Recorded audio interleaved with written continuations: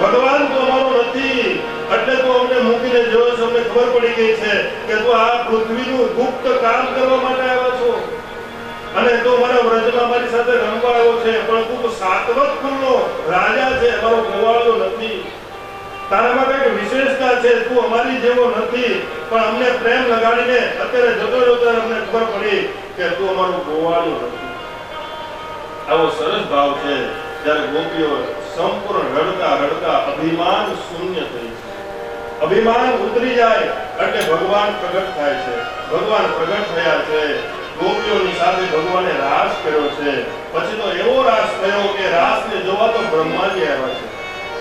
પછી તો એક કાનજી અને બે ગોપી અને કોઈ ત્રણ પ્રકારનો રાસ થયો છે. એક એક ગોપી, એક એક કાનજી, કા તો બે બે ગોપી, એક એક કાનજી, કા બે કાનજી ને એક ગોપી, ત્રણ પ્રકારનો રાસ થયો છે. ભગવાને રાસ કરાવ્યો. રાસ એ ભગવાનમાં વાસ કરાવે છે. તમે જ્યારે ગરબા કરતા હો તમારા મન તમારા મુખમાં ભગવતીનું નામ હોય, તમારા હાથ પડતા હોય, તમારા પગ પડતા હોય, તમારા ચિત્તમાં હોય, તમારું શરીર તો સારું રહે પણ તમારું ચિત્ત છે ને પરમાત્મામાં લાગી જાય. એટલે પરમાત્માના સાથે રાસ થયો છે. રાસમાં ભગવાને બધાને આનંદ આપ્યો છે. રાસની કથા અદ્ભુત કથા છે. પછી પરમાત્મા વ્રજવાસીને લઈ અંબિકા નામનું વનમાં જાય છે અને અંબિકા વનમાં જઈને હવે ભગવાન કૃષ્ણ શંકરની પૂજા કરે છે. રામ ભગવાને પણ શિવની પૂજા કરી, રામેશ્વરમાં લિંગની સ્થાપના કરી. એમ ભગવાન કૃષ્ણ દ્વાપરના અંતમાં આજે ભગવાન શિવને પૂજવા જાય છે. શિવ મહાદેવ છે, બધાનો ઇષ્ટદેવ છે, જેની રામે પણ પૂજા કરી, કૃષ્ણએ પણ પૂજા કરી. આજે એ શિવરાત્રી કરવા જાય છે. શિવરાત્રી રાત્રિના સમયે પ્રહર પૂજા થતી હોય અને એ સમય આવે છે, નંદ બાબાને ગ્રહણ કરે છે. એ સમય બધા ગોવાળીઓ મારે છે અજગરને, પણ અજગર મુક્તો નથી. ભગવાનનો સ્પર્શ થવાથી એ અજગર એ સુદર્શન નામનો ગંધર્વ બની જાય છે. પરીક્ષિત પૂછે કે અજગર કોણ હતો? કે આ બીજા જન્મમાં એ ગંધર્વ હતો, પણ અંગીરા ઋષિ જે છે ને કુરૂપ હતા, એની મજાક મસ્તી કરીને એના દિવ્યાંગ વિકલાંગ હતા, એ દિવ્યાંગની ઉપર હસ્યો ને એટલે બીજા જન્મમાં અજગર બન્યો છે. અને ભગવાનનો સ્પર્શ થયો ને એટલે આજે એને પાછું ગંધર્વનું સ્થાન મળ્યું છે. આગળ જતા યુગલ ગીત આવે. આ ભાગવતજીમાં 5 ગીત બહુ ઉત્તમ છે. એક છે ભ્રમર ગીત, એક વેણુ ગીત, એક ગોપી ગીત, એક યુગલ ગીત, એક મહિષી ગીત. આ ભાગવત છે ને એ સમાધિ ભાષા છે. જીવનમાં આપણા ઘરે જઈને પણ ભાગવત વાંચજો. ભલા આ ગોપી ગીત વાંચજો. અમે પુસ્તિકા છપાવી છે, એમાં આ શ્લોક છે. આ શ્લોક વાંચો. ગુજરાતી સંસ્કૃત ના આવડે પણ ધીમે ધીમે વાંચતા જશો, તમને આ શ્લોક આવડી જશે અને શ્લોકમાં શું કહેવા માંગે એ પણ આવડી જશે. આગળ જતા અરિષ્ટાસુર આવે છે, એને ભગવાન નાશ કરે છે. કેસી રીતે આવે છે, કેસી રીતેનો નાશ કરે છે. વ્રજમાં જ્યારે જ્યારે તકલીફ પડે એટલે વ્રજનું રક્ષણ ભગવાન પરમાત્મા કરે છે. વ્રજ છે 84 કોષની જે ભૂમિ છે ને એ ભગવાનની ભૂમિ છે. ત્યાં ભગવાન નંગે પેર ચાલ્યા છે. ભગવાને વ્રજમાં 12 વર્ષ અને 51 દિવસ વ્રજમાં રહ્યા, પણ ભગવાને ચંપલ નથી પહેર્યા. ભગવાને કોઈ પોતાના વાળ નથી કાપ્યા. ભગવાને વાળ મોટા રાખ્યા છે. ભગવાને અમુક વ્રત લીધા છે.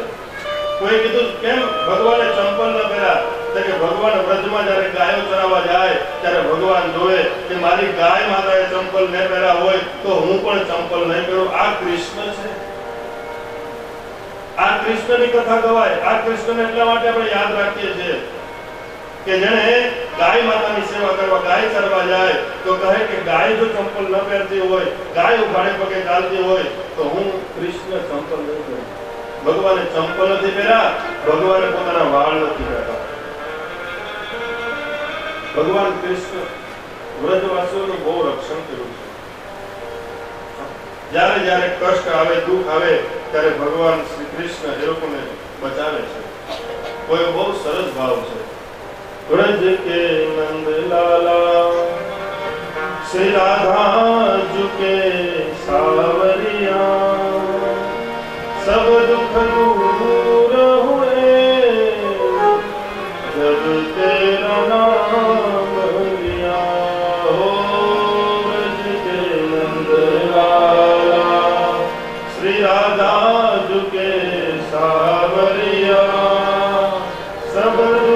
दूर हुए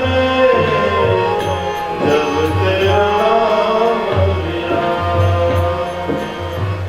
मीरा पुकारे तुम्हें गिरिवर गोपाला। मीरा पुकारे तुम्हें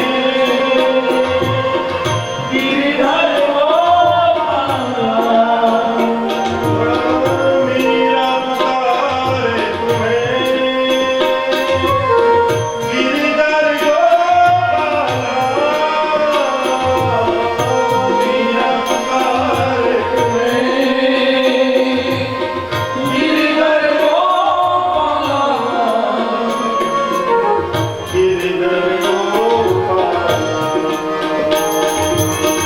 बन गया अमृतमय, बन गया अमृतमय, जिसका भरा प्याला। सब दुख दूर हुए जब तेरा नाम लिया। ब्रज के नंद लाया तेरा आवलिया। दूर हुए जब तेरा नाम लिया। दूर हुए जब तेरा नाम लिया।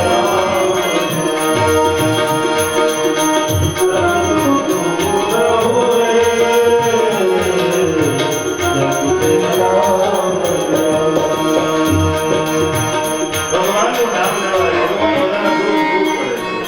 ભગવાને અરિષ્ટાસુરને માર્યો છે, કેસીસુરને માર્યો છે, અને હવે નારદજી આવે છે કંસ પાસે. નારદજી કંસને કહે છે કે કંસ કેમ છો? તો કંસ કહે કે આ જો ને આકાશવાણી થઈ પણ મારો કાળ જે હતો તે જન્મી ચૂક્યો છે. દેવર્ષિને કહે દેવર્ષિ બતાવો ને મને મદદ કરો. ત્યારે દેવર્ષિ કહે છે કે તારો કાળ જે છે ને એ વૃંદાવનમાં જન્મી ચૂક્યો છે. ત્યાં રહે છે, ત્યાં રમે છે. કોણ? તો કે નંદનો જે લાલો છે ને કૃષ્ણ, એ તારો કાળ છે. દેવર્ષિ નારદે કંસને બતાવ્યું છે કે આ કાળ છે. અને કંસ સાવધાન થયો. કંસે સભા બોલાવી, મિત્રોને બોલાવ્યા, એના બધા મલ્લોને બોલાવ્યા, એના બધા શક્તિશાળી રાક્ષસોને ચલ તોસલ મુસ્તિક આ બધાને બોલાવ્યા અને કીધું કે હવે આ વ્રજમાં જે લાલો છે ને એ જ મારો કાળ છે, હવે કેવી રીતે મારીએ? ત્યારે બધા મિત્રોએ કીધું કે આપણે એક કામ કરીએ, મલ્લ યુદ્ધનું આયોજન કરીએ, કુસ્તીનું આયોજન કરીએ. કુસ્તી કરવા માટે ગોવાળિયાને બોલાવીએ અને કુસ્તીમાં એની સાથે કુસ્તી કરતા કરતા આપણે એને મારી નાખીએ. એટલે મલ્લ યુદ્ધ. અને મલ્લ યુદ્ધ જ્યારે કરવાનું કીધું ત્યારે કૃષ્ણને બોલાવવા કોણ જાય? એની પાસે જવા માટે કોઈ સારો માણસ હોવો જોઈએ ને. ત્યારે કીધું કે આપણા સભામાં એક સારો માણસ છે, એ છે અક્રૂરજી. અક્રૂરજી ભગવાન કૃષ્ણને લેવા જાય છે. સોનાના રથ ઉપર અક્રૂરજી જાય છે, વૃંદાવનમાં જાય, ભગવાનનું સ્વાગત કરે છે. યાદ રાખજો, અક્રૂરજી છે ને ભગવાનના કાકા થાય. એટલે દાઉજી એ અક્રૂરજીને રાત્રે જમાડે છે ગોકુળ વૃંદાવનમાં. મહેમાનોને કેમ સાચવવા એ કૃષ્ણ પાસેથી શીખો. ભાગવતજીમાં લખ્યું છે કાકાને જમાડ્યું છે, જમાડ્યા પછી ખાટલા ઉપર એને બેસાડ્યા, એને સુવડાવ્યા અને ભગવાન એના પગ દબાવે છે. અક્રૂરજીને એમ થાય ઓહો મારા ભાગ્ય તો જુઓ કે આજ ભગવાન વિશ્વ માલિક મારા પગ દબાવે છે. ઉદ્ધવજીના પગ દબાવે છે અને પ્રાર્થના કરે છે. અને ભગવાન કહે કે કાકા કઈ બોલો. અક્રૂર કહે કે મારે કઈ બોલવું, કારણ કે આ વૃંદાવનમાં જયારે આવ્યો ને તો આ બધાનો લાડપાડ જોયો પછી મારે કેમ કેવું નંદને કે હું તારા દીકરાને લેવા આવ્યો છું? યશોદાને કેમ કેવું કે તારા દીકરાને લેવા આવ્યો છું? મને આટલું બધું ખવડાવું, તમે જાશો તો કંસ તમને મારી નાખશે. પણ ભગવાન કૃષ્ણ કહે કે તમારે જ આ કામ કરવાનું છે. મારી માં મને નહીં જવા દે, મારા બાબા મને નંદ બાબા મને નહીં જવા દે. હે અક્રૂરજી તમે એક કામ કરો, તમે કોઈ પણ રીતે મને અહીંથી બહાર કાઢો. જો આને રહીશ ને તો મારી પ્રગતિ નહીં થાય. હું ગામડામાં રહીશ તો મારી પ્રગતિ નહીં થાય. મને તમે શહેરમાં લઈ જાઓ, મને મથુરામાં લઈ જાઓ. ભગવાન કહે છે તમારે ઘણી લીલા કરવાની છે, ઘણા અસુરોને મારવાના છે, પણ તમે મને અહીંથી લઈ જાઓ. ભગવાનની લીલાની વાત કરી છે. અક્રૂરજી નંદ બાબા રાત્રે પછી બેઠા છે, કહે છે કે અક્રૂરજી તમે શા માટે મહેમાનો કોઈ આવે ના તો પેલા આ બેસાડવાનું અને ખવડાવવાનું અને પીવડાવવાનું, એની સાથે વાત કરવાની અને પછી અંત સમય પૂછવાનું કે તમે આવ્યા શા માટે. આ આપણી સંસ્કૃતિ છે. છેલ્લે પૂછવાનું કે બોલો આવ્યા શા માટે. પણ એ જતી રહી છે. અત્યારે તો દરવાજો ડોરબેલ વાગે તરત કે શા માટે આવ્યા. આવું તો કહેવાનું ગયું, પાણી આપવાનું ગયું, બેસાડવાનું ગયું, ડાયરેક્ટ શા માટે, શું કામ. કૃષ્ણ ભગવાને બધાનું સ્વાગત કર્યું અને રાત્રે પૂછ્યું કે તમે આવ્યા શા માટે. ત્યારે નંદને કહે છે કે હું કૃષ્ણને લેવા આવ્યો છું. મથુરામાં મલ્લ યુદ્ધ થાય છે. મલ્લ યુદ્ધમાં કૃષ્ણને પણ પ્રતિયોગોમાં ભાગ લેવાનો છે. દાઉદજીને લેવા આવ્યો છે. તમારા ગોવાળિયાઓને લેવા આવ્યો છું. નંદ બાબા કહે કે કાંઈ વાંધો નહીં. યશોદાને ખબર પડે. યશોદા કહે કે મારા લાલાને હું નહીં જવા દઉં. ભાગવતજીમાં એટલો બધો કરુણ પ્રસંગ છે. યશોદા કહે કે હું મારા લાલાને નહીં જવા દઉં. માં દરરોજ ભગવાનને માં વિચાર કરે કે મારી પાસે લાલો આવે એટલે હું કહી દઉં કે તારે નથી જવાનું. આ બાજુ નંદ બાબા કહે છે કે કાંઈ નહીં, સવારે આપણે જશું. સવારે બધા ગોવાળિયાને કીધું, ગોવાળિયા બધા આપણે જશું. એટલે ગોવાળોની સાથે ગાડાઓ તૈયાર કર્યા છે. અંદર દૂધ ઘી માખણ બધા ભર્યા છે. ખાવાની પદાર્થ ભર્યા છે. ભગવાનને રાતોરાત આદેશ કરીને નાખ્યો છે. આ બાજુ બધાને આખા વૃંદાવનમાં ખબર પડી ગઈ કે ભગવાન સવારે મથુરા જાય છે. એટલે બધી ગોપીઓ રડે છે, ભગવાનને અમે નહીં જવા દઈએ. યશોદા કહે કે હું નહીં જવા દઉં. યશોદા દરરોજ સાંજે રાત્રે ભગવાનને દૂધ પીવડાવવા આવે. આજે ભગવાન દૂધ પીવા આવ્યા ત્યારે યશોદા કહે કે લાલા નહીં જવા દઉં, નહીં જવા દઉં. ભગવાન જ્યારે સૂતા હોય ત્યારે માં બાજુમાં બેસે. દરરોજ ભગવાનને હાથ કરે, તેમ કરે, વાત કરે, કથા વાર્તા કરે, ભગવાનને સૂર આવે. પણ આજ ભગવતી વાર્તા નથી કરતી. નહીં જવા દઉં, નહીં જવા દઉં, નહીં જવા દઉં. ભગવાન તો જાગતા રહ્યા પણ માં ત્યાં નહીં જવા દઉં, નહીં જવા દઉં. ખાટલાએ માથું રાખીને સૂઈ ગયા છે. ભાગવતજીમાં અદ્ભુત આ વર્ણન છે. સવાર પડતા માં જાગ્યા. માં કહે નહીં જવા દઉં. લાલા તૈયાર થયા છે. ભગવાને કીધું કે નહીં, તમારે જવું પડશે. માં જગદંબા, માં યશોદા પરાણે ભગવાનને નવરાવે છે, સ્નાન કરાવે છે, નવા વસ્ત્રો પહેરાવે છે. લાલાને કહે લાલા તું ત્યાં જા. એ શહેર છે, આપણે ગામડામાં રહેતા હતા. આપણને શહેરમાં કેમ ચાલવું આપણને ખબર ન પડે.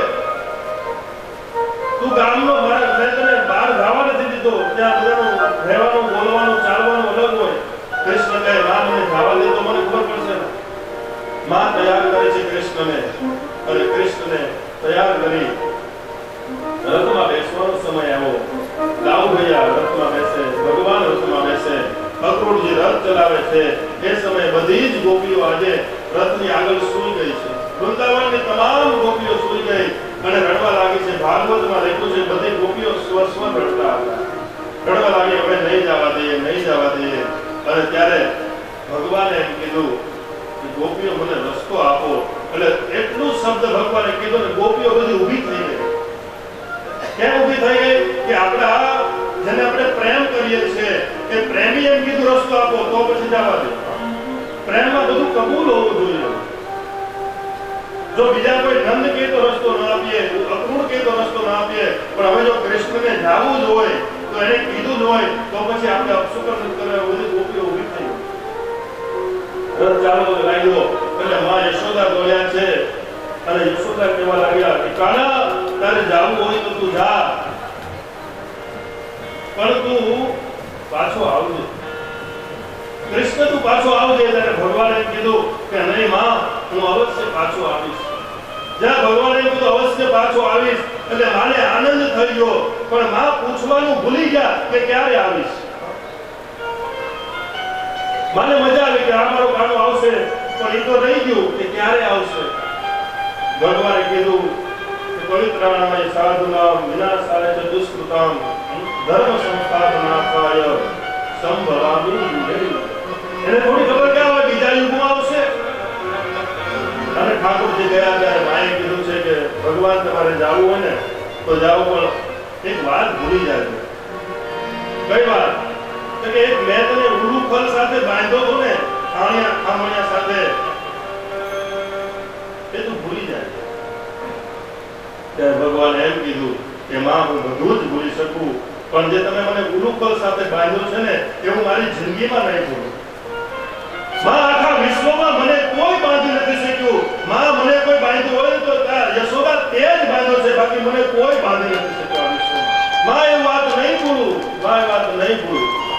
કૃષ્ણનો આ અંતિમ જ્યારે વિદાય લેતા વૃંદાવનમાંથી ત્યારે આ બહુ કરુણ પ્રસંગ છે અને આ કહેતા આંખ ભરાઈ આવે. એના કઈ દશા થઈ હશે કે જેનો પોતાનો પ્રાણ, પોતાનો દીકરો, આત્મા એ ભગવાન જ્યારે રજા લે, આપણી જ્યારે કથા પૂરી થાય ત્યારે આપણી આંખ ભરાઈ જાય કે આવો આનંદ હવે ક્યાં થાય. અને કથામાં થાય પણ એવું કે જ્યાં મજા આવવા લાગે ને, બહુ આનંદ આવવા લાગે ને, ત્યારે કથા પૂરી થઈ જાય. અત્યારે કેટલું જામે, બધા બહુ જામી જાય, બધા આવી ગયું, મજા આવે છે, નાચ બધું આનંદ આવે છે. પણ જ્યાં આનંદ જામે ત્યાં કથા પૂરી થઈ જાય.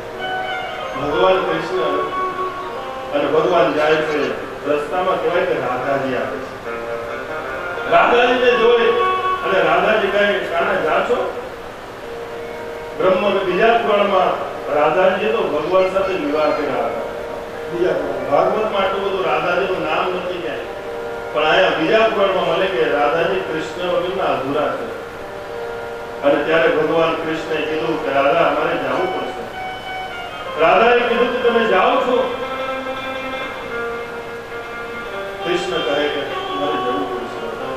ત્યારે રાધા બોલી છે કે कृष्ण, हे कृष्ण, अब हमें पता चल चुका है, कृष्ण अब हमें पता चल चुका है कि प्रेम इंसान से हो सकता है, भगवान से नहीं हो सकता है. तू भगवान છો એટલે આજ તું અમને છોડીને જા છો. જો ઇન્સાન હતે તો અમને છોડીને ન જા. અમે તને કેટલો પ્રેમ કર્યો છે. ભગવાન કહે કે રાધા, હું તમને મારી કાળી કામળી આપતો જાઉં છું. આ ભગવાનની જે કાળી કામળી હતી ને એ રાધાજીને આપી દીધી છે. ભગવાને પોતાની પ્રિય બાંસુરી હતી ને એ પણ વૃંદાવનમાં રાધાજીને આપી દીધી છે. કેમ કે ભગવાનને ખબર છે કે હવે બાંસુરી જેવું કરવાની, હવે તો શંખ વગાડવાના. બાંસુરી ભગવાને વૃંદાવનમાં રાધાજીને આપી દીધી. ભગવાન ત્યાંથી વિદાય થયા છે. આખું ગામ, કોઈ સ્વજન, કોઈ દિવ્ય લોકમાં ગયા હોય, કોઈ મરી ના ગયા હોય, એમ આખું ગામ હુક્કે હુક્કે રડવા લાગ્યા. બધા રડે છે, મારો કૃષ્ણ ગયો, મારો કૃષ્ણ ગયો, પ્રાણ ગયો. અને ભગવાન મથુરા જાય છે. મથુરામાં બગીચામાં ભગવાનનો ઉતારો આપે. ભગવાન મથુરા દર્શન કરવા જાય. નંદ બાબા ના પાડે કે તમારે નહીં જવાનું. ભગવાન કેમને જવા દો, પહેલી વાર શહેરમાં આવ્યા છે. નંદ બાબા કહે કે પહેલી વાર શહેરમાં આવ્યો છો, શહેરમાં રીત રિવાજ અલગ હોય, એ રોડ રસ્તા અલગ હોય, એના નીતિ નિયમ અલગ હોય. હા, ભગવાન કે અમને જવા દો. ભગવાન નગર દર્શન કરવા જાય છે. ભગવાન નગર દર્શન કરવા જાય એમાં રસ્તામાં ભગવાનને એક ધોબી મળે છે. ધોબી મળે, ધોબી કપડા ધોઈ, એક કંસના કપડા ધોઈ અને જતો હતો. ભગવાને કીધું કે ધોબી કપડા આપ. ત્યારે ધોબી બોલ્યો છે, ગામના ગોવાળિયાઓ, ગામથી બધા, તમને ખબર છે આ કપડા, આ કંસ રાજાના કપડા છે, આ રાજાના કપડા છે. તમે ગામડાવાળા અહીંયા આવીને મારી પાસે માંગો છો, આ રાજાના કપડા છે, આ તમને આપું? અને તમે મને ઓળખો છો હું કોણ છું? હું કંસનો ધોબી છું. હા, પાવર હોય ને થોડો કે એટલે હું કંસનો ધોબી છું, રાજાનો ધોબી છું. ભગવાન કે તને તારી આખી જાતને ઓળખું છું. હા, ઠાકોરજી કે તને તારી આખી જાતને ઓળખું છું. તું ઈ ધોબી છો કે જ્યારે હું રામ બન્યો ત્યારે તે મારી પત્ની સીતા ઉપર જ્યારે રાજ બનાડી ત્યારે મારે સીતાને છોડવી પડી. ધોબી તને ઓળખું છું. એક લપાટ મારી ધોબીનું મસ્તક કાપી નાખ્યું પરમાત્મા. કીધું કે ત્યારે રામ હતો ત્યારે મર્યાદામાં હતો એટલે મારે છોડવી પડી. હવે તું બોલ, એક લપાટ મારી ધોબીનું મસ્તક કાપી નાખ્યું. ધોબીનું મસ્તક કપાઈ ગયું એટલે દરજી જોઈ ગયો. આટલી બધી તાકાત. દરજી ધોબીના કપડા લઈ દરજીને કીધું, રાધે રાધે, આ સીવવાના છે, લાવો લાવો, મેં જોઈ લીધું પિક્ચર, મારે કઈ કરવું નથી. તરત સીવી નાખ્યા. ભગવાનના માપના કરી નાખ્યા. ભગવાને રાજાના કપડા પહેરી લીધા. આગળ જતા એક બ્રાહ્મણ દેવતા આવ્યા, એને ભગવાનને ચંદન લગાડ્યું, એને ભગવાનને માળા પહેરાવી છે. આગળ જતા એક ત્રિવિક્રમા, એક કણંગથી વાકી એવી સ્ત્રી દોષી, એને જોઈને ભગવાને કીધું, કોણ છો? કે હું ત્રિવિક્રમા છું, હું શૈલેન્દ્રી છું, હું કુબજા છું. આ ક્યાં જાવ છો? કે આ ચંદન ઘસું છું. ચંદન ઘસવામાં કુશળ હતી એટલે ચંદન લઈને કંસના માટે ચંદન લઈ જાઉં છું. ત્યારે ભગવાને હે સુરેન્દ્રી, એક ઉપજા, આ ચંદન તું મને લગાડીશ? એટલે ઉપજાએ કીધું કે તમારું રૂપ બહુ સારું છે. એ બધું ચંદન એ ઉપજાએ ભગવાનને લગાડ્યું. ભગવાનને ચંદન લાગ્યું. યાદ રાખજો, વ્રજવાસી હોય ને એને ગળામાં માળા આવે, ચંદન આવે એટલે પછી ગાંડા થઈ જાય. પછી કોઈના રે પછી રાધે રાધે રાધે જ કરતા હોય. ભગવાનને ચંદન લગાડ્યું છે. ભગવાન હવે ઉપજાને પણ સીધી કરે છે અને ઉપજા એમ કહે કે હવે મારી સાથે રહ્યો, પણ ભગવાન કે અત્યારે નહીં, અત્યારે લાવભાઈ છે, પછી હું આવીશ.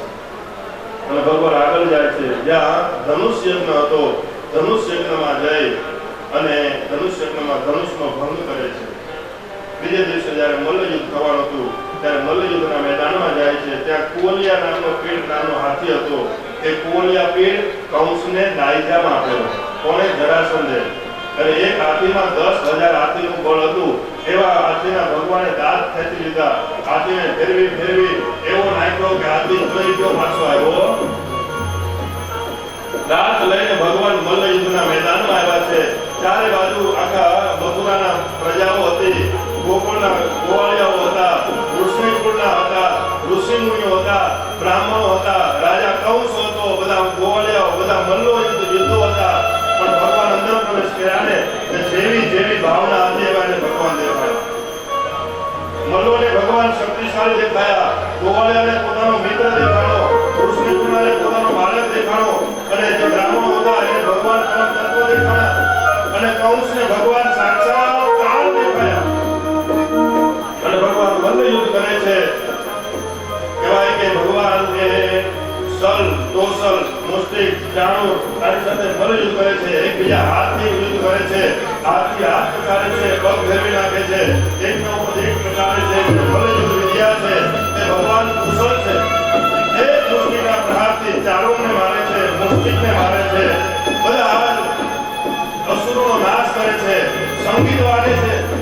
સંગીત એટલા માટે વગાડે છે કે એ કંસના જે મલ્લો છે એને પાવર આવે, એ જોશ આવે અને કંસને કૃષ્ણને મારી નાખે.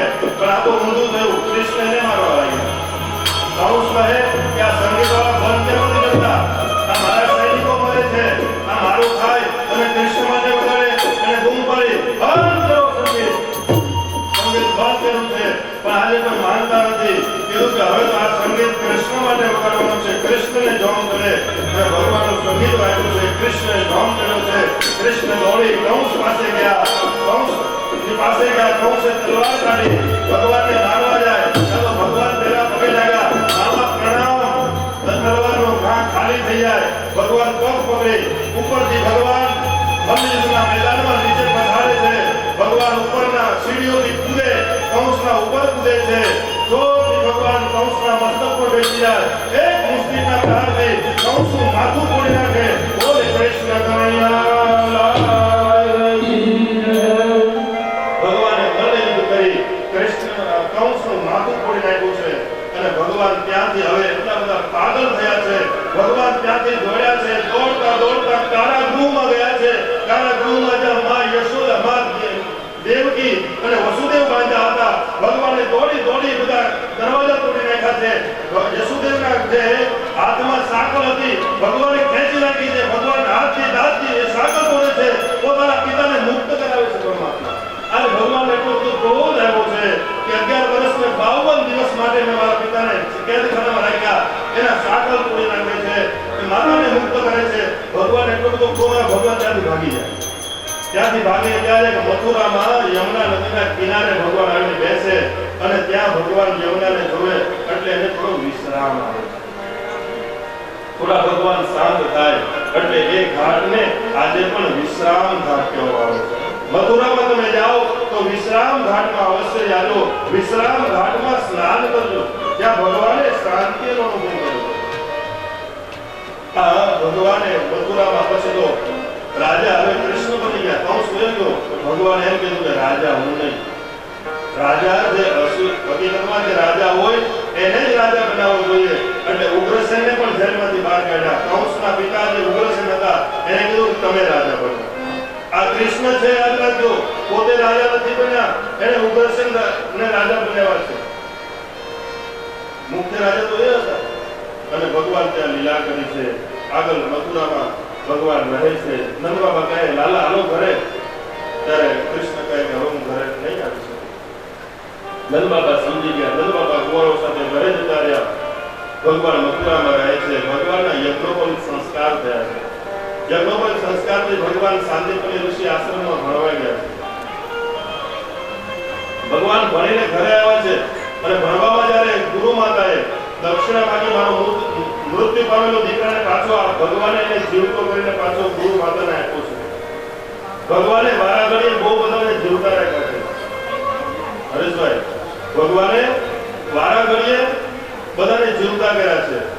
રામ ભગવાનની બહુ મોટી આયુષ્ય હતી. બધા ભગવાનની આયુષ્ય મોટી, પણ કૃષ્ણની આયુષ્ય કેટલી? ખાલી 125 વર્ષ ખાલી કૃષ્ણ. બાકી ભગવાનની આયુષ્ય તો મોટી હોવી જોઈએ ને. તો કોઈ કીધું કે ભગવાને પોતાની આયુષ્ય એને બધાને આપી દીધી. અડધી આયુષ્ય આપી ગુરુ પુત્રને, અડધી આયુષ્ય આપી અભિમન્યુના પુત્ર પરીક્ષિતને આયુષ્ય આપી. કેટલાને ભગવાને જીવતા કર્યા? જીવતા કોઈ કરી ન શકે, કોઈ તાકાત નહીં. પણ ભગવાન કે એના નસીબનું નહીં, પણ મારા નસીબનું આયુષ્ય એને આપું છું. આગળ કંસની જે બે પત્ની હતી, હસ્તી અને પ્રાપ્તિ, એના પિતાની પાસે રડતા રડતા ગઈ અને જરાસંધ કહે કે મારા દમાદને તમે મારી નાખ્યો. અને એ જરાસંધ પોતાના સૈન્ય સાથે આજે મથુરા ઉપર આક્રમણ કરે છે. જરાસંધનો સૈન્ય મરી જાય છે, જરાસંધ ભાગી જાય છે. જરાસંધ ભાગી જાય છે. જરાસંધ એવી રીતે 17 વાર યુદ્ધ કરવા આવે છે અને ભગવાન એને જીવતો મૂકી દે છે. ભગવાન કહે કે આને મારવો, આ જાહે બધા અસુરને લઈને આવશે, બધા અસુરને મારી નાખીશ. એટલે મારે કઈ બધાને અસુરને બોધવા જવા આ વગર પૈસાનો હોય છે તો ભગવાન. પણ 18મી વખત જ્યારે જરાસંધ આવ્યો ને, ત્યારે એ બ્રાહ્મણ પાસેથી કંકર બંધાવીને આવ્યો હતો, મૌલી બંધન કરીને આવ્યો હતો, રક્ષાસૂત્ર બાંધીને આવ્યો હતો. કેમ? તો કે બ્રાહ્મણના આશીર્વાદ દીધા હતા. એટલે ભગવાન વિચારે કે હવે આને મરાશે, આને હરાવાશે. એટલે ભગવાને 18મી વખત જ્યારે યુદ્ધ થયું ત્યારે ભગવાન ત્યાંથી ભાગ્યા છે. રણમાંથી ભગવાન ભાગ્યા એટલે ભગવાનનું નામ પડ્યું રણછોડ. બોલ રણછોડ. ભગવાને રણછોડીને ભાગ્યા એટલે રણછોડ કે ભાગીને ક્યાં ગયા? તો કે કાલી યવન નામનો એક દૈત્ય એની સાથે, એ પણ એની પાછળ ભગવાનની પાછળ દોડ્યો. ભગવાન જ્યાં મુચુકુંદ રાજા સુતા હતા ત્યાં ગયા, પોતાનો કેસ એને ઓઢાડ્યો. કાલી યવન ભગવાન સમજીને એને લાત મારે, જગાડે, પણ મુચુકુંદ જાગે, એની આંખમાંથી દ્રષ્ટિમાંથી અગ્નિ નીકળે અને કાલી યવનનો નાશ પામે છે. ભગવાન મુચુકુંદને દર્શન આપે છે. ભગવાન ત્યાંથી પોતાના પરિવાર સાથે મથુરાથી ભાગી જાય છે અને વિશ્વકર્માને કહે કે મારા રહેવા માટે એક સારું નગર બનાવો. અને વિશ્વકર્મા દરિયાની વચ્ચે અને કોઈ ન બનાવી શકે એવી જગ્યાએ અને સોનાનો મહેલ બનાવ્યો. ભગવાન પણ સોનાના મહેલમાં રહેતા હતા અને એ મહેલમાં ગયા ભગવાન પરિવાર સાથે રાતોરાત ત્યાં ગયા. અને પછી બધા કહેવા લાગ્યા કે આનો દરવાજો ક્યાં છે? દ્વારકા. હિન્દી વાસીઓ ના તો બોલે દ્વારકા હૈ, દ્વારકા હૈ. तो उस नगरी का नाम हो गया द्वारका. तो द्वारका हो गया. द्वारका का मतलब है द्वारे द्वारे तम सुखम सती. द्वारे द्वारे તમને હરેક દ્વારકામાં હરેક દરવાજે આગળ તમને બ્રહ્મ સુખની પ્રાપ્તિ થાય ને એને દ્વારકા કહેવાય. તમારા દરવાજામાં બ્રહ્મ સુખની પ્રાપ્તિ થાય તો સમજવાનું આ જ દ્વારકા. એ દ્વારકામાં ભગવાનનું સ્વાગત થયું છે અને આગળ જતા ભગવાન દ્વારકામાં રહે છે, પરિવાર સાથે રહે છે. ભગવાનને હવે ગોકુળની યાદ આવે છે, વૃંદાવનની યાદ આવે છે, ગોપીઓની યાદ આવે છે.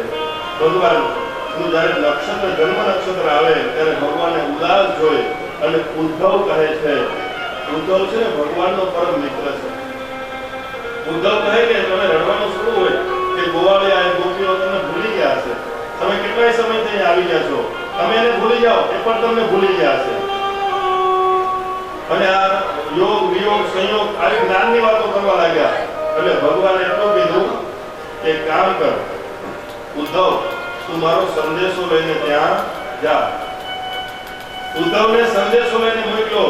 એટલે ઉદ્ધવે એમ વિચાર્યું કે હમણાં હું ત્યાં જાઉં અને જ્ઞાનની બે સારી મોટી વાતો કરું ને એટલે બધા ગોકુળમાંથી ગોવાળ્યા છે ને એને બધાને ભગવાનમાંથી યોગ વિયોગ બધો સંશય ધંધો છે. હું વેદ અનવેદની વાતો કરું, વેદની વાતો કરું, પણ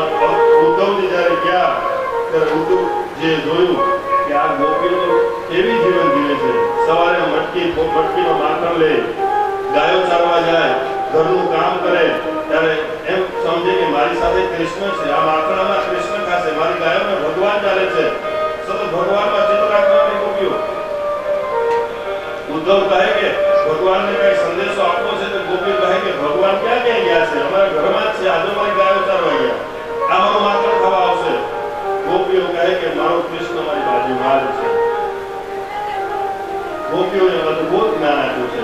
ગોપીઓ કહે છે ઉદ્ધવ, આ ભગવાનનું જે તમે જ્ઞાન લઈને આવ્યા છો ને, યોગ વિયોગ દ્વંદ્વ, આ તો માયા છે, મોહ છે, પણ તમને કહી દઉં કે આ પરમાત્મા છે ને એ અમારા માટે શ્રેષ્ઠ છે. અમારા માટે પરમાત્મા સર્વોત્તમ છે. અને તમે એમ કહો છો કે પરમાત્મા દ્વારકામાં રહે છે, પણ અમે એવું માનતા જ નથી. પરમાત્મા તો અમારા વ્રજમાં જ રહે છે. અને હે ઉદ્ધવ, આ ભક્તિ છે ને તું નહીં જાણી શકે. ઉદ્ધવને જ્ઞાન આપવું હતું, ઉદ્ધવ જ્ઞાની હતા, પણ ગોપીઓને ભક્તિનું દાન કરી દીધું છે. ઉદ્ધવની જ્ઞાન ઉપર ભક્તિ રૂપી રણ કરાવી દીધું છે. ઉદ્ધવે ગોપીઓની ભક્તિ જોઈ અને એમ કહેવા લાગ્યા કે ઓહો, આ ગોપીઓ તો મારાથી પણ વધારે કૃષ્ણ પ્રેમી છે. ગોપીઓ કહેવા લાગી કે જ્ઞાનની વાત શા માટે કરો છો? ગોપીએ ત્યાં ભ્રમણ ગીત ગાયું છે અને ત્યાં ગોપીઓને કહે છે ઉદ્ધવને, બહુ સરસ ભાવ છે કે ઉદ્ધવ, આ મારો ને કૃષ્ણનો જે પ્રેમ છે ને, અમે વૃંદાવનમાં રહીએ છીએ, કૃષ્ણ દ્વારકામાં રહે છે, તે તમને લાગે કે એ દ્વારકામાં રહે છે, અમારા માટે તો કૃષ્ણ અમારા હૃદયમાં દરરોજ અમારા ઘરે રહે છે. તું નહીં જાણી શકે ઉદ્ધવ, આ પ્રેમ તું નહીં જાણ. તું જ્ઞાની છો, તું વૈરાગી છો, અને ભક્તિની વાત નહીં ખબર પડે. અને ગોપીઓ કહે છે ये तो प्रेम की बात है उद्धव, बंदगी तेरे बस की नहीं है.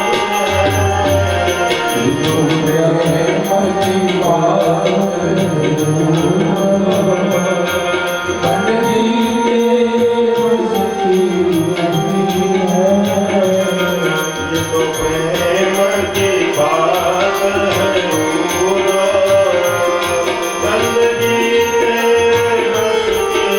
बात है